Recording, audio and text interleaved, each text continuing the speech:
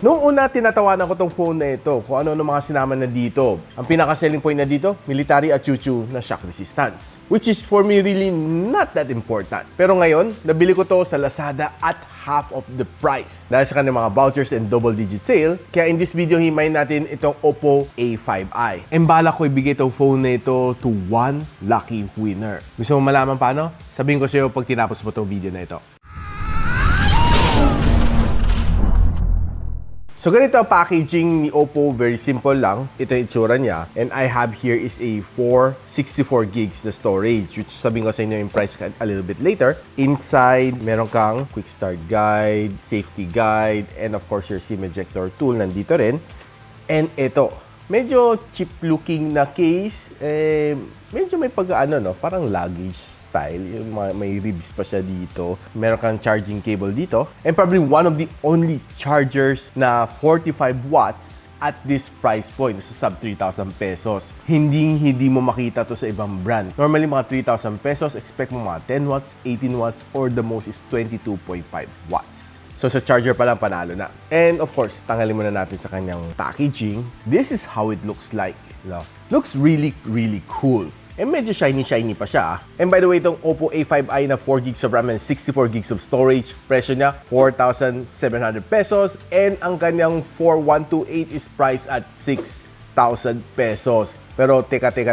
Ano yung pinagsasabi ko kanina na half the price? Dahil this coming Lazada na 99 sale or siguro mga ibang sale na upcoming na double digit, expect mo mababa ang presyo nito. I was able to buy this phone for around mga 3,399 pesos after mga vouchers and mga promotional price nito. Sobrang bagsak presyo to. And kung interested ka kung saan mo pwede ito mabili, I'll post the link on the description box below. Just scroll down and check it. Iwas tayo scam kasi malapit na ang Burr months. Tapos pag-usapan natin kanyang design, one of the things na nagustuhan ko dito sa kanya is very shiny ang kanyang likod. It looks really nice. Itong kanyang starry purple na color. And kanyang camera bump dito is undeniably look mukhang iPhone. And it kind of resembles yung itsura ng OPPO A3X. Pag chinek mo ang kanyang spec side by side, halos exactly the same. And by the way, ito ang complete spec sheet. Itong phone na ito has plastic side frames, plastic back, and a glass protection dito na I'm pretty sure not a Corning Gorilla Glass. I'm not quite sure kung anong glass nga gamit na dito. Maybe yung medyo low-end na mga scratch-resistant glasses. Now, one of the good news dito sa inyo is that expandable pa rin siya. Dalawang 4G SIM plus isang micro SD, sabay-sabay mo pwede gamitin. And also, kanyang good news is that this one, hindi na siya teardrop notch. Punch hole na siya. Yung alam, medyo makapal ang kanyang bezels, lalo kanyang baba. Good thing is yung kanyang fingerprint nandito na sa kanyang power button. And the device is pretty much lightweight para sa akin. Now, this device is being powered by the Qualcomm Snapdragon 6S Gen 1. And surprisingly, not bad naman ang kanyang multitasking dito. Smooth naman siya on the outside. Pero there are times na pag nagsuscroll ako sa Lazada, parang medyo naiiwan siya kunti. Siguro naglo-loading pa siya or something. Pero kung nagsuscroll ka naman sa Facebook o sa YouTube, wala naman naging problema. I'm not quite sure. Siguro hindi pa ganun ka-optimize yung Lazada app dito. Multitasking dito, wala namang problema. And nung sinalang ko to sa Antutu benchmark, ito nakuha ko, 240,000 points. And kung gusto mo makita yung mga ibang other na benchmark score na nakuha natin dito, ito na. Now, one of the things na sobrang gusto ko dito sa kanya is yung kanyang charging speed. 45 watts ang kanyang fast charging speed and nasa sub 3,000 pesos lang to phone na ito. Hindi mo nga to makita sa ibang brands kasi normally they would offer 18 watts, 22.5 watts at the most. And given ang kanyang battery medyo malaki at 5,100 mAh and charging this from 0 to 50 takes you around mga 30 minutes to complete the full charging cycle. From 0 to 100, based sa aking experience, siguro a little bit na sa an hour and 20 minutes based sa aking experience. Nung ginagamit ko itong phone na ito pang review, masasabi ko kayang-kaya naman na magtagal ng one whole day. Dahil nung manual ako ng battery stress test, I was able to get a 9 hour and 38 minutes na screen on time. For me, not bad ang battery endurance niya. Kasi sa pinaka-selling point nito sa phone nito is its IP54 dust and water resistance. Kaya na mag-withstand ng mga splashes lalo umuulan. Walang problema pag natalsikan to ng basa. And of course, another selling point na dito is the military standard 8108, which means pag itong phone nito nabagsakan, nagdaganan, or nahulong na bato, kaya na mag-resist ng shock up to a certain level. Subukan ko yung bato. Gusto nyo? Teka. Di ba sinabi ko sa inyo kanina sa intro na pamimigo to phone na ito? Ito nga pala mechanics. Mag-comment kayo sa comment section below kung anong features ang nagustuhan mo dito sa OPPO A5i. Together with the hashtag na Lazada99 and gadgetsidekick. Magdodraw tayo ng winner after 2 weeks and we'll do it live here sa YouTube. Kailangan present ka sa aking live stream to be eligible to win this phone. Ito mismo, pamimigay ko. So don't miss this chance.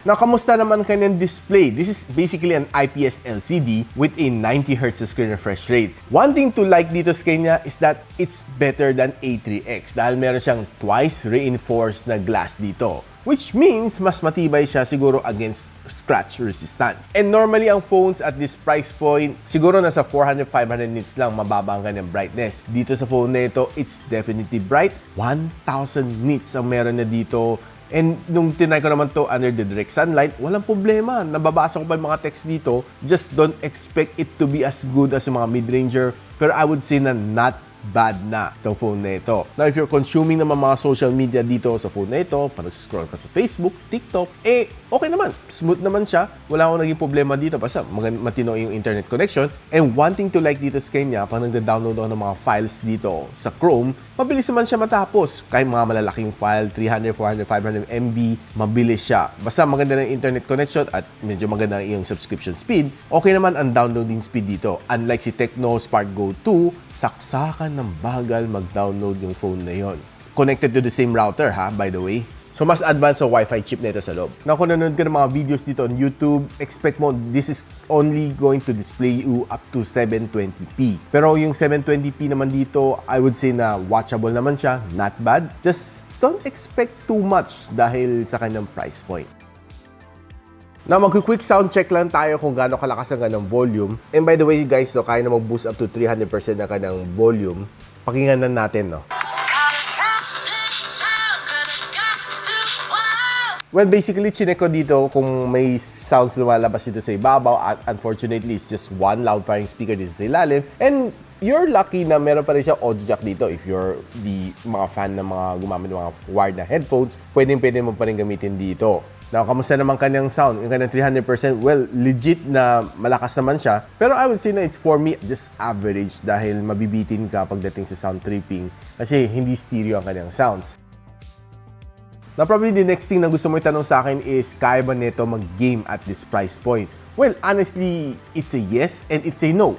Yes, kung maglalaro ka ng mga low graphical games like si ML and si CODM, which yun ang nilaro natin. No, kung gusto mo maglaro ng mga AAA games like Genshin Impact and Wuthering Waves. Now, since sinabi ko nilaro ko ML and CODM, okay naman itong dalawang games na ito. Hindi ko naman sinagad-sagad ang kanyang graphics dahil alam ko ang kakayahan nitong chip na ito. Now, CODM, pag medium graphical settings, medyo hirap pa siya ng konti dahil mapapansin mo nagkakaroon ng mga frame drops. Lalo na, no, pag nagsiswing ka ng left and right, mapapansin mo parang naiipit siya, no, nahihirapan siya. Pero pag binabaan mo pa further ang kanyang graphical setting, medyo mas magiging smooth sailing ng konti. Pero yung graphics would quite suffer a little bit. Overall, okay naman ang kanyang gameplay, okay naman kanyang touch response. Kahit sa ML, no, okay din siya at medium graphical setting, medyo smooth naman. Yung nga lang, pag naglalaban kayo ng mga kalaban, bigla nila magte-teleport yung kalaban dun. Inuupakan mo dito, biglang mawawala siya, pupunta siya dun sa malayo. Siguro part ng frame drops din yun. Hindi naman ako na-surprise dun dahil alam ko ang kakayahan nito phone na ito. But both games umabot na 41 degrees Celsius after 30 minutes of gameplay.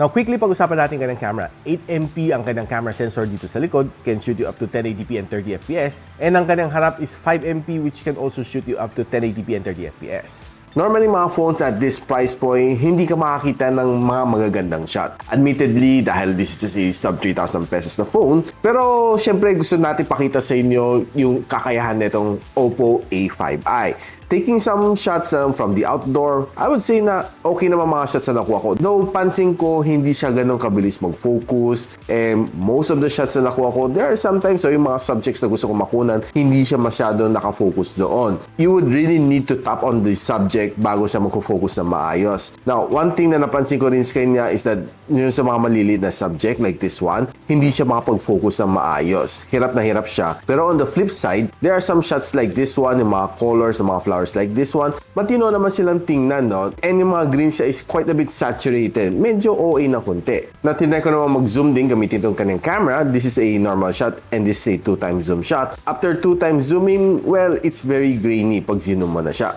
While walking outdoors, mga signages, mga poster, mga police car, okay naman mga shots na nakuha ko. Pati itong logo ng Starbucks, mukhang matino naman, no? Sharp naman siya. While I was indoor, I did try to take some shot din sa mga subjects, okay naman siya. Not the sharpest, matino naman siya. And there are times naman na pag kumuha ka ng mga subjects like this one, medyo pag madilim din ang kanyang photo. Trying some food photography, well, honestly, it looks like a food, pero hindi siya, pag tinignan mo, masarap siyang kainin. Pero there are times, like this one, nakapag-focus siya ng maayos, I was able to snap some good ones din. Let's just say mga photos na matitino would be 2 out of 10. Taking some skyscraper shot din naman, I was surprised na yung mga cloud details is not so bad, no? And habang gumagalaw ang kotse, was able to snap this one. Well, hindi siya makahabol sa object. Na pagdating sa kanyang selfie camera, this is a little bit more of a surprise for me. But parang mas matino pa nga siya kaysa kanyang rear camera. I was able to snap some nice one. Maganda namang kuha sa akin. That was on outdoor. Pati ito, no? Looking pretty nice. Okay, smooth na aking mukha. Medyo mas makinis. Pagdating sa indoor photography, expect mo na mas soft na yung mukha kasi, of course, for a phone at this price point, it's definitely going to be expected. Yan, no? Tingnan nyo, guys. And here are some video samples na nakuha natin. OPPO A5i. I'm shooting at 1080p and 30 fps. Well, quite grainy on indoors. And a bit shaky. Hindi naman gara-balance shake. Pwede na. Ito naman kanyang rear camera performance. Equally shaky. A bit better than the front one. Pero quality, katamtaman lang. So, don't expect too much. Dahil it's just around 3,000 pesos. What do you think, guys? Now guys, it comes down to my verdict. Itong phone na ito, if you're planning to buy it at 6,000 pesos, sasabihin ko sa inyo, wag, pass mo na. It's not worth it at 6,000 pesos. Pero pagdating sa mga sale like 99 sale ng Lazada, pag bumagsak to as low as mga 3,399, worth it na worth it kunin to phone na ito dahil it can definitely give you a good experience at that price point, ha. Dahil nakapag-try ako ng ibang brands with almost the same price point dito, mas pangit pa ang kanilang performance. For me, matino na to and not so bad ang OPPO A5i. You can also use this as a backup device or just simply a tethering device, pang hotspot. Now, I'm pretty sure interested na kayo bumili na to phone na ito. So don't forget to check the link on the description box below kung saan nyo pwede mabili to dahil gusto natin maiwasan mga scam kung saan kayo paligoy-ligoy. Now, I know you want to win this phone, so don't forget to follow yung full mechanics. It's just somewhere along the way na nagkukwento ako about my experience with this phone. Kaya na bahala mag-scroll back kung nasaan, kung skip kayo ng skip. Naku, if you like this video at alam mo meron kang mga kaibigan na naghanap ng phone at this price point, don't forget naman i-share itong video natin. Sharing is caring. And of course, ina-encourage ko kayo mag-like and subscribe sa aking channel para mas marami kayong matutunan na tech review dito sa aking channel. So hanggang muli, iwanan ko na muna kayo and I'll see you in the next video.